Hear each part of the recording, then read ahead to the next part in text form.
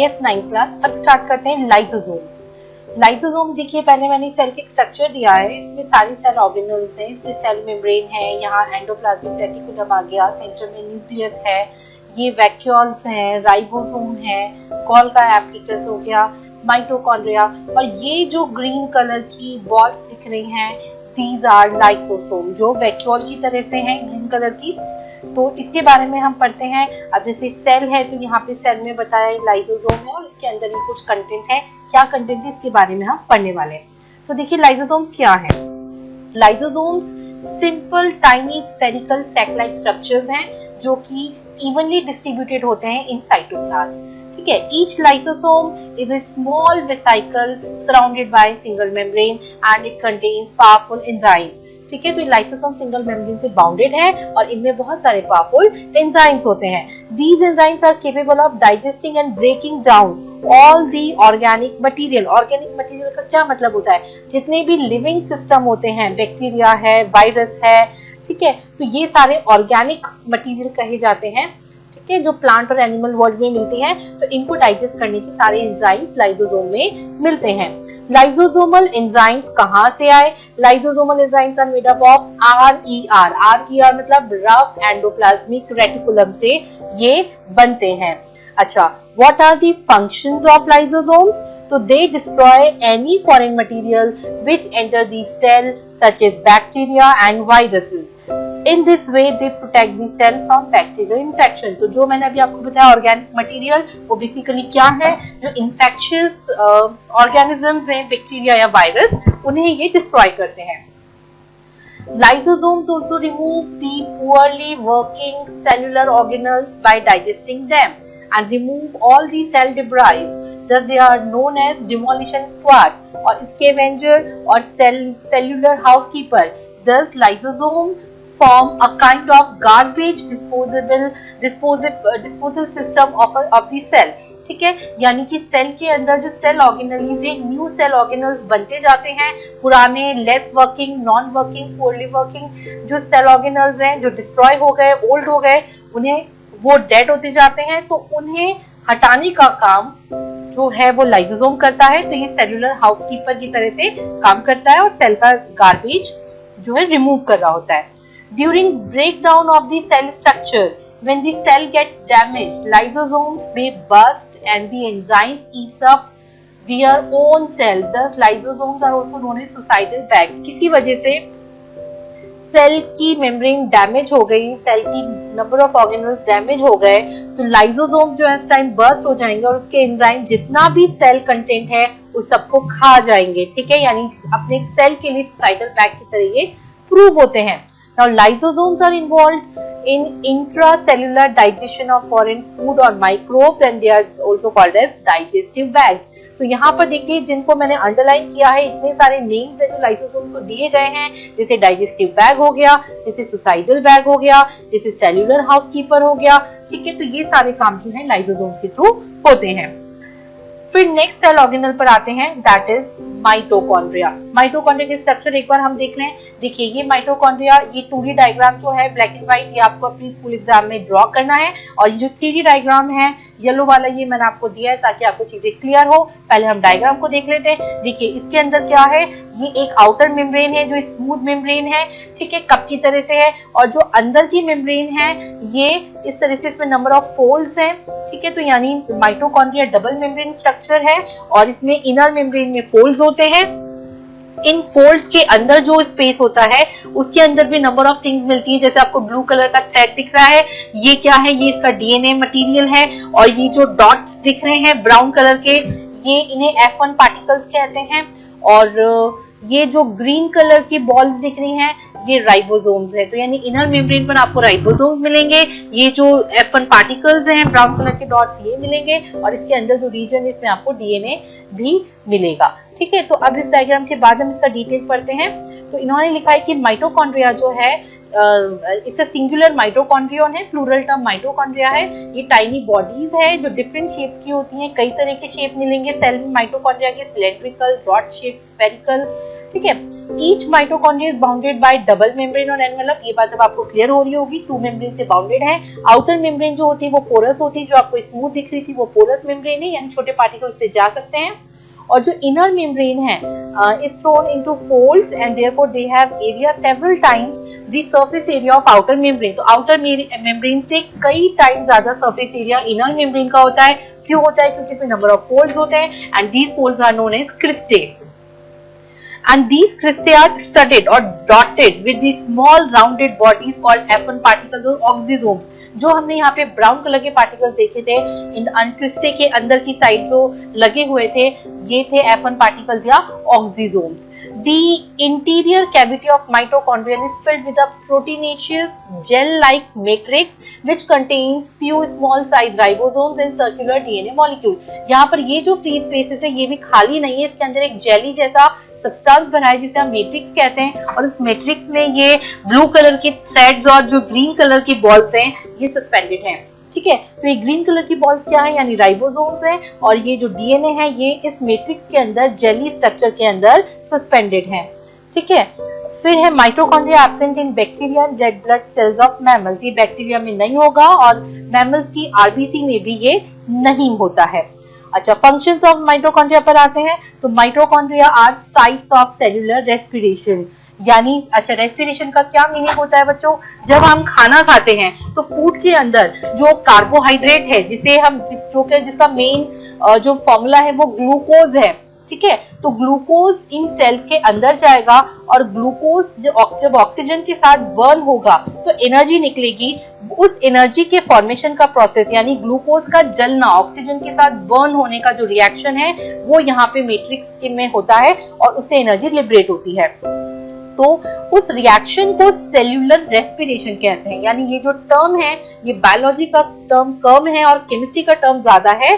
Cellular respiration का क्या मतलब है? सेल के अंदर ग्लूकोज मॉलिक्यूल का ऑक्सीजन के साथ बर्न होना। ऑक्सीजन हर चीज को बर्न ही करती है, जलाती है। ठीक है, तो वो सेल्यूलर रेस्पिरेशन है और इस प्रोसेस से एनर्जी लिबरेट होती है। Then second function, they provide energy in the form of ATP for the vital activities of living cells। और इस प्रोसेस के दौरान जब वो खाना वो ग्लूकोज बर्न होता है ऑक्सीजन से, तो जो एनर्जी रिलीज होती है वो ATP की फॉर्म में, ATP कुछ पार्टिकल्स का नाम है, उनकी फॉर्म में स्टोर हो जाती है। इसका फुल फॉर्म होता है एडिनोसिन ट्राइफॉस्फेट। एडिनोसिन ट्राइफॉस्फेट इसका नेम है, और इनकी फॉर्म में स्टोर हो जाती है जो डिफरेंट वाइटल एक्टिविटी जो जब जरूरत पड़ने पर सेल के डिफरेंट फंक्शन में यूज होती है। Now mitochondria are able to make some of their own protein, so they are regarded as semi autonomous. Semi यानी हाफ, ऑटोनोमस यानी कि खुद से। माइटोकॉन्ड्रिया अपने सारे काम खुद से तो नहीं कर सकता, लेकिन ये अपने कुछ काम जरूर खुद से कर सकता है। ये है कुछ प्रोटीन बनाने का काम ये खुद से कर सकता है, तो इसे सेमी ऑटोनोमस ऑर्गेनल भी कहते हैं। Mitochondria provide intermediate for the synthesis of various chemicals like fatty acid, steroids and amino acid. ठीक है, तो इन केमिकल्स के फैटी एसिड के लिए, स्टेरॉइड और अमीनो एसिड के लिए भी जो माइटोकॉन्ड्रिया है डिफरेंट इंटरमीडिएट यानी कि कुछ ऐसे मॉलिक्यूल, ऐसे रिएक्टेंट प्रोवाइड करता है जिससे कि ये प्रोसेस आगे बढ़ते हैं। तो ये सारे माइटोकॉन्ड्रिया के फंक्शन हैं। अब आते हैं प्लास्टिड्स पर। प्लास्टिड्स क्या है? एक बार पहले हम यहाँ पे डायग्राम में देखते हैं। ये इसका 2D डायग्राम है जो आपको स्कूल के एग्जाम में ड्रॉ करना है, और ये इसका 3D डायग्राम है। इस पर आते हैं। पहले बच्चों देखो ये जो आउटर मेम्ब्रेन दिखती है ये भी 2 मेम्ब्रेन स्ट्रक्चर है, ये आउटर मेम्ब्रेन है। फिर ये जो येलो रीजन है इस मेम्ब्रेन के बाद में फ्री स्पेस है, और फिर जो अंदर ब्लू वाइट लाइन दिख रही है वो इनर मेम्ब्रेन है। तो ये आउटर और इनर मेम्ब्रेन होती है, इनके बीच में ये येलो कलर का फ्री स्पेस होता है। फिर उसके बीच में जो भरा होता है ये स्ट्रोमा है, ये जो लाइट पिंक कलर का लिक्विड भरा होता है इसमें, दैट इज ये स्ट्रोमा रीजन है। स्ट्रोमा में कई तरह की चीजें होती हैं। इसमें ये जो पॉइंट्स जैसे स्ट्रक्चर दिख रहे हैं, एक इस पॉइंट को थाइलेकॉइड कहते हैं, और थाइलेकॉइड का ये वर्टिकल क्रॉस सेक्शन यहाँ पे दिया है। ये थाइलेकॉइड की मेम्ब्रेन है ग्रीन कलर की, और इसके अंदर येलो कलर की ल्यूमेन है। ठीक है, ल्यूमेन यानी वो स्पेस है। तो ये थाइलेकॉइड है, और ऐसा ये एक थाइलेकॉइड जब multi one above the other arrange होता है तो इसे हम क्या कहते हैं? इसे हम ये ग्रेनम कहते हैं या ग्रेना कहते हैं। ठीक है, और ये जो स्ट्रोमा है इसमें ये डीएनए है, तो इसमें भी माइटोकॉन्ड्रिया की तरह अपना डीएनए होता है। और आप ये देखिए कि जो नंबर ऑफ स्टेक्स है, ये जो कॉइन के सेक्स हैं ये आपस में एक दूसरे से जिस मेम्ब्रेन से लिंक्ड हैं, इस मेम्ब्रेन को हम क्या कहते हैं, लैमेला कहते हैं। ठीक है, तो ये जो स्ट्रक्चर है। अच्छा, एक और बात देखिए, इसके अंदर अपने राइबोसोम्स भी हैं, ठीक है, और प्लास्टोग्लोब्यूल्स नाम के कुछ इसके अंदर स्ट्रक्चर्स भी हैं। अब इसके बेस पर हम यहाँ पर जो डिटेल लिखा है उस पर आते हैं। तो सबसे पहले plastids, they are found in plant cells only, ठीक है, क्योंकि ये ग्रीन पिगमेंट से रिलेटेड होते हैं। और plastids are the largest cell organelles in the plant. On the basis of pigment present in the plastids, they are divided into two types. तो या तो ल्यूकोप्लास्ट होगा टर्म या क्रोमोप्लास्ट होगा। अगर कोई कलरलेस लिक्विड इनमें भरा है, ठीक है, तो उन्हें ल्यूकोप्लास्ट कहते हैं। जैसे स्टार्च, ऑयल, प्रोटीन ग्रैन्यूल्स जो हैं वो जब ये भरे होते हैं तो ल्यूकोप्लास्ट, यानी उसमें कोई कलर नहीं होता, और जब डिफरेंट कलर्स भरे होते हैं तो क्रोमोप्लास्ट। अच्छा, कलर्स भी डिफरेंट हो सकते हैं। अगर कलर ग्रीन है, ठीक है, तो उस ग्रीन कलर को हम क्या बोलेंगे, क्लोरोफिल पिगमेंट बोलेंगे, which is responsible for the photosynthesis. लेकिन अगर कोई नॉन ग्रीन पिगमेंट भरा है तो इसका मतलब वो पेटल्स और फ्रूट्स में जो डिफरेंट कलर्स होते हैं, फ्लावर्स के डिफरेंट कलर्स जो होते हैं, उसके लिए रिस्पॉन्सिबल होता है। अभी हम यहाँ पर पढ़ने वाले ग्रीन पिगमेंट के लिए, तो जब ग्रीन पिगमेंट होता है तो इसे प्लास्टिड को हम क्या कहने लगते हैं, क्लोरोप्लास्ट कहने लगते हैं। तो क्लोरोप्लास्ट जो ये स्ट्रक्चर है, it is bounded by two membrane, जैसे कि अभी हमने देखा था। The inside the chloroplast is marked into colourless ground matrix called stroma and the large number of membrane bound flattened sacs called grana containing the molecules of chlorophyll. तो इसमें क्या है, एक आउटर मेम्ब्रेन थी, एक इनर मेम्ब्रेन थी। यहाँ पे ये थाइलेकॉइड था, और जब thylakoid one above the other arrange हो जाते हैं तो अब हम इन्हें क्या कहते हैं, ग्रेना कहते हैं। ठीक है, और इनके अंदर ग्रीन पिगमेंट भरा होता है। ठीक है, अच्छा, स्ट्रोमा यानी जो लिक्विड कंटेंट भरा होता है, it contains variety of photosynthetic enzymes, DNA, RNA and ribosomes, ये सब इसमें होता है। ठीक है, अच्छा, इसके फंक्शन पर आते हैं, फंक्शन ऑफ प्लास्टिड्स पर। तो प्लास्टिड्स अगर कलरलेस है, यानी कि अगर वो ल्यूकोप्लास्ट है, तो it can store material such as starch, oil, protein granules. ठीक है, जैसे पोटैटोज में होता है, काफी स्टार्च होता है, तो पोटैटो में जो कलर होगा, बेसिकली जो प्लास्टिड है, क्योंकि प्लांट सेल है वो, तो उसमें क्या कौन सा होगा, ल्यूकोप्लास्ट होगा। Chromoplast imparts color to the flowers and fruits, so they help in pollination and fruit dispersal. ठीक है, और अगर ग्रीन पिगमेंट है क्लोरोप्लास्ट, तो it can trap solar energy for the manufacturing of food through photosynthesis process. Next is vacuole. Vacuoles क्या है, आप पहले स्ट्रक्चर में देखिए। तो ये जो सेल है, सेल के अंदर एक बड़ी सी ये बैग, बड़ा सा बैग दिख रहा है, जिसमें एक लिक्विड भरा है। उस लिक्विड को सेल सेप कहते हैं। और इस वैक्यूल की जो मेम्ब्रेन है, ये प्लांट सेल के स्ट्रक्चर है। तो इतनी बड़ी वैक्यूल प्लांट सेल में होती है, एनिमल सेल में तो बहुत छोटी वैक्यूल्स होती हैं। तो ये जो मेम्ब्रेन है प्लांट सेल की, प्लांट सेल के वैक्यूल की, इसे आप कहते हैं टोनोप्लास्ट। और ये सेंट्रल रीजन में होती है। बाकी सारे ऑर्गेनल्स जो है, देखो ये न्यूक्लियस है, ये साइड में हो गया, अदर ऑर्गेनल्स भी साइड में हो गए, और सेल का जो मेन स्पेस है वो वैक्यूल ऑक्यूपाई करती है। ठीक है, जो लिक्विड भरा होता है, आप इसे सेल सेप कहते हैं। तो इसके बेस पर आप देखते हैं यहाँ पर वैक्यूल की कहानी कि दे आर फ्लूइड फिल्ड और solid field membrane bound spaces in cytoplasm. देखो, वैक्यूल में फ्लूइड, वाटरी कंटेंट होगा, लेकिन वाटरी कंटेंट के साथ सॉलिड कंटेंट भी हो सकता है। In animal cell they are small sized और एंड मैनी। एनिमल सेल में छोटी छोटी कई सारी वैक्यूल्स होती हैं, लेकिन प्लांट सेल में सिंगल एक वैक्यूल होती है जो बहुत ही प्रोमिनेंट होती है, वेरी लार्ज होती है, लगभग 50 to 90% स्पेस जो है वही ऑक्यूपाई करती है। और in plant cell vacuole is bounded by a membrane called tonoplast. ठीक है, जो अभी हमने देखा था। And the vacuole is filled with the cell sap which is a watery solution rich in amino acids, sugars, variety of organic acids and some protein. तो ये सारे कंटेंट भी इसमें फिल्ड होते हैं। In single celled organisms like amoeba, food vacuole contains the food items that amoeba consumes. तो वहां पर तो अमीबा में तो ये जो फूड वैक्यूल है ये इसके स्टमक का भी काम करती है, क्योंकि जैसा कि इन्होंने कहा कि फूड आइटम भी उसी के अंदर होता है और जब हम कोई फूड इंटेक करते हैं तो वो हमारे स्टमक में जाता है और उसी में डाइजेस्ट होता है। तो अमीबा में तो फूड वैक्यूल उसके स्टमक का भी काम करती है और उसी फूड वैक्यूल के अंदर एंजाइम्स एंटर करते हैं और फूड को डाइजेस्ट भी कर देते हैं। ठीक है, अच्छा इसके बाद आते हैं फंक्शंस ऑफ वैक्यूल पर। Vacuoles play important role in expelling excess water and some waste from the cell in some unicellular organism। Unicellular organism में तो वैक्यूल का जो फंक्शन है वो मल्टीपर्पज हो जाता है, वो उसके स्टमक का भी काम करती है, उसके वेस्ट को भी लेती है, उसके फूड का भी डाइजेशन करती है, एक्सेस वाटर को भी स्टोर करती है और they store toxic metabolic by products and end products of plant cell. क्योंकि वाटरी कंटेंट है, एक्स्ट्रा वाटर इसके अंदर होता है, तो जो भी टॉक्सिक मटेरियल हैं जो डिफरेंट मेटाबॉलिक एक्टिविटी से सेल के लिक्विड के अंदर जनरेट हुए थे वो भी इसके अंदर स्टोर किए जाते हैं। ठीक है, और दे provide turgidity and rigidity to the plant cell. Turgidity मतलब जो प्लांट सेल बिल्कुल खड़ी है, एक तो है कि बिल्कुल श्रिंक हो गई सेल और एक है कि बिल्कुल जिसको कहते हैं टर्जिड है, ठीक है, फूली हुई है। तो वो टर्जिडिटी जो आती है वो इसी वैक्यूल की वजह से आती है। Next cell organelle is ribosomes.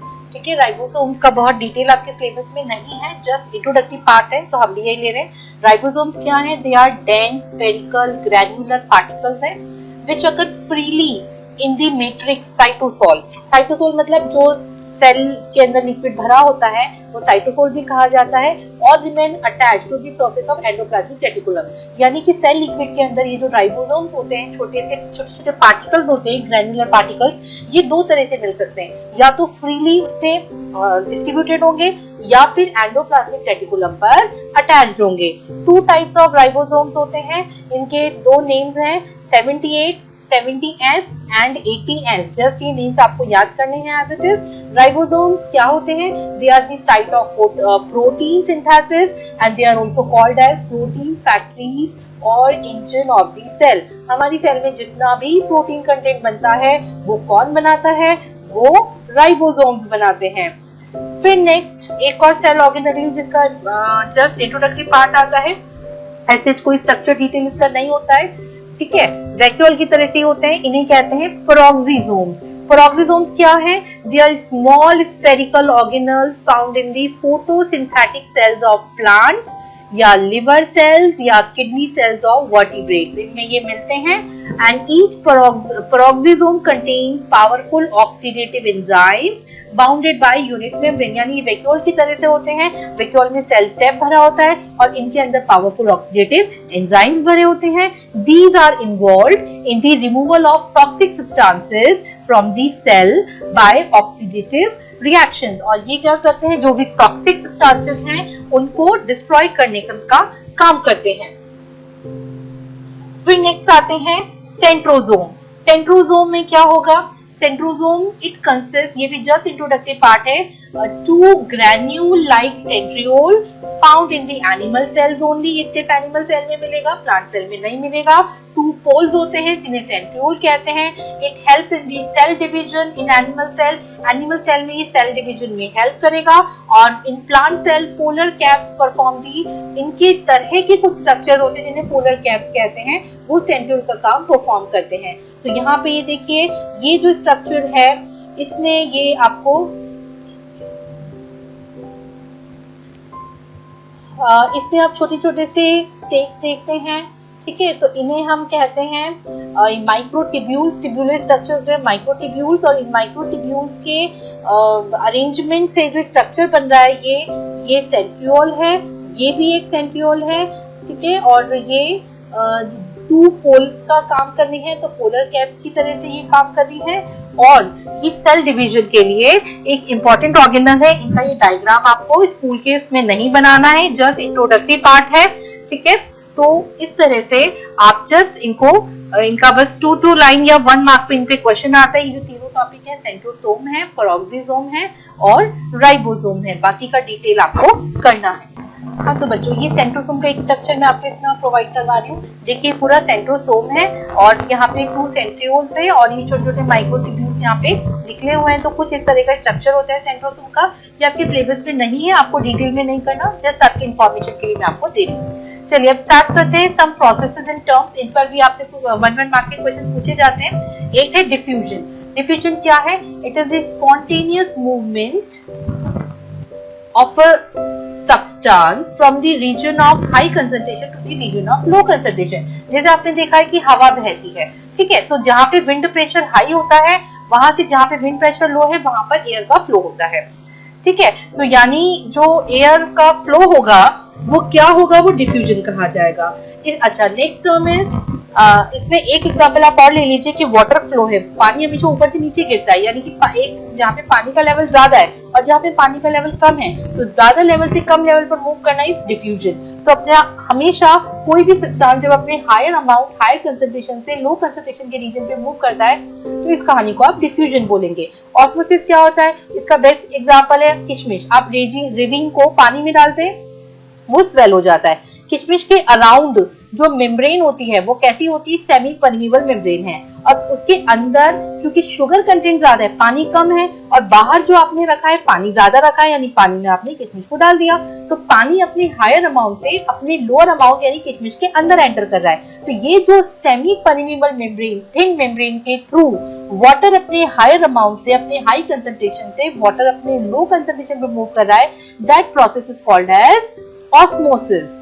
अच्छा तो यहाँ पे difference between diffusion and osmosis given है, ठीक है। Diffusion take place in any medium, osmosis occur only in liquid. तो डिफ्यूजन जैसे मैंने आपको बताया गैसेस का भी होता है, लिक्विड का भी होता है, लेकिन ऑस्मोसिस खाली लिक्विड का होगा। डिफ्यूजन क्या होगा? It is the movement of a substance from the area of higher concentration to the area of lower concentration. ये भी है movement of substance from the area of higher concentration to the lower concentration, दोनों में कहानी same ही होती है। Diffusing molecules में भी सॉलिड लिक्विड गैसेस, लेकिन यहाँ पर खाली सॉल्वेंट यानी लिक्विड का ही मूवमेंट होगा, यहाँ पे हर चीज का हो सकता है। It does not require semi permeable membrane और इसमें सेमी परमेबल मेम्ब्रेन की जरूरत है, ठीक है। तो ये इनका पॉइंट ऑफ डिफरेंस है।